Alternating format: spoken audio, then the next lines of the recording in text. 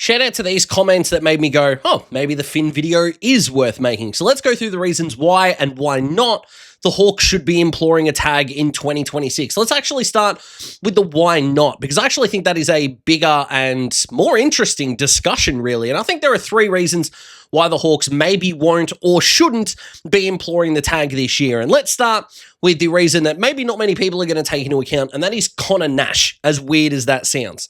So my belief that the modern midfield is set up as a four-pronged attack, and I've talked about this on Daz Talks Footy before, but every midfield makeup effectively has a spacer, a guy that uses the space around him, whether it's by hands or feet, to set up other players in space. I always use the Brisbane example of Lachie Neale is that guy. By hand or by foot, he always is putting other midfielders into space. You also have a striker, a guy who you really do not want to be on the run heading towards goal. Again, for Brisbane, think of a Hugh McCluggage. You've then also got the defender, Josh Dunkley, who is normally your biggest tackler and will not allow the opposition's best midfielder to leave the stoppage out the front. And then you've got a hybrid, a guy that can come in and do any particular role because you might be having a rotation of other guys. For the Hawks, it's pretty clear that Connor Nash is our defender. It's pretty clear that Jai Newcomb is probably our hybrid, although I think at our best he would need to be our spacer. Will Day, even though he's injured, is probably a hybrid as well, and in my opinion, Josh Ward is a really good spacing midfielder as well. Bringing Finn in as a tagger not only destroys that sort of four-pronged midfield attack, but can you really have a tagger and a defensively minded midfielder who's not at the same quality of Josh Dunkley?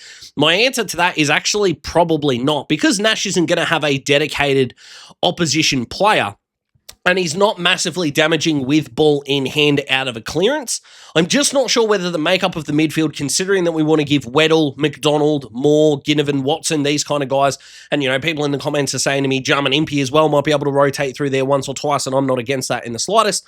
That's my big fear, that I just don't know whether Finn standing next to a Nick Dacos is going to mess with the makeup of the midfield. So that's, I think, is a reason why not. If Nash wasn't in the team, and I still think he is going to be, but if he wasn't, then absolutely I think we should be using Finn. The second reason why I think we shouldn't be tagging is that if the guy he is tagging has any other kind of role, I think he's vulnerable. I know he had a really good game against Gold Coast, whether it was last year or the year before, but he kicked 3 in basically a quarter and a half. And granted, even though he wasn't tagging that night, he did have a good semi-final against Port Adelaide, and we love that for him in a big way.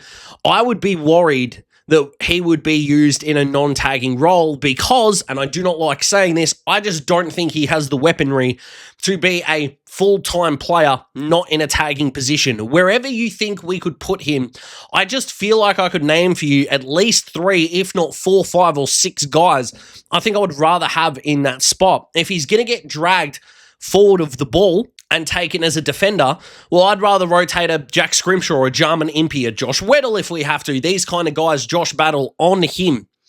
If we could drag him forward, for example, and maybe let Finn be a more of an offensive option, well, we've already got a pretty stacked forward line in that way. So I'm just not sure the cohesion would be there. But the third reason as to why I don't think it works is Josh Ward.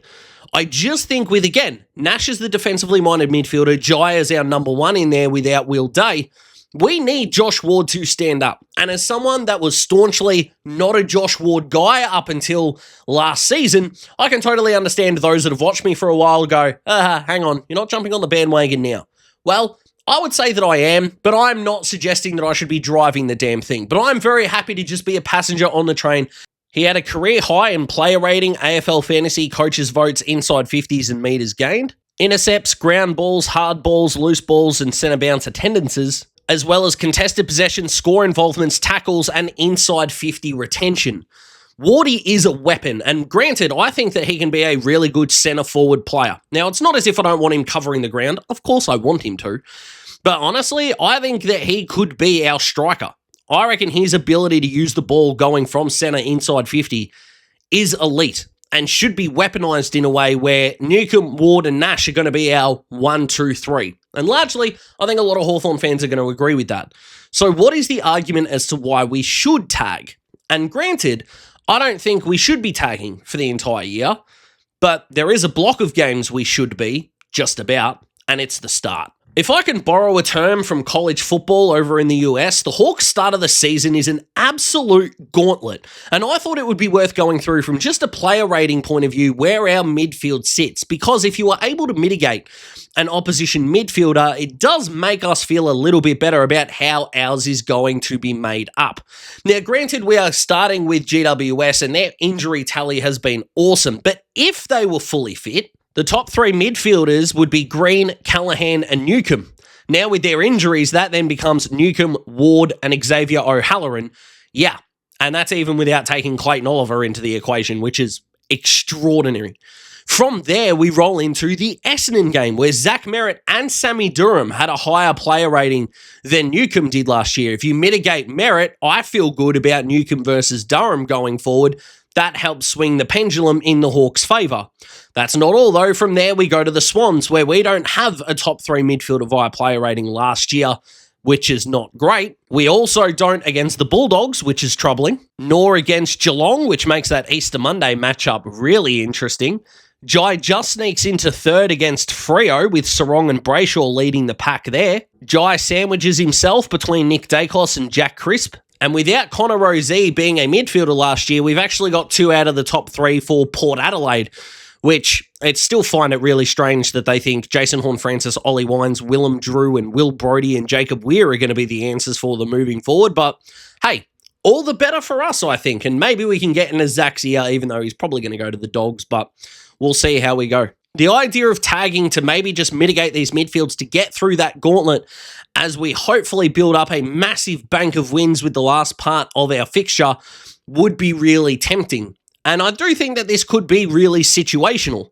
I really do. And I would expect Finn to play some games, whether that's going to be coming out of the gate, probably not, because like I said, the GWS injuries. But I think it is a discussion worth having. So what do you guys think? Should Finn be brought in for a block of games? Is it entirely situational, or are you just stay away and let Newcomb and Ward lead the way against the opposition's best midfielders? Comment below. Let me know what you think. Like the video if you like the video. Subscribe to join the Daz Talks Hawks family. I appreciate all of your time spent watching. See you in the next one. Goodbye.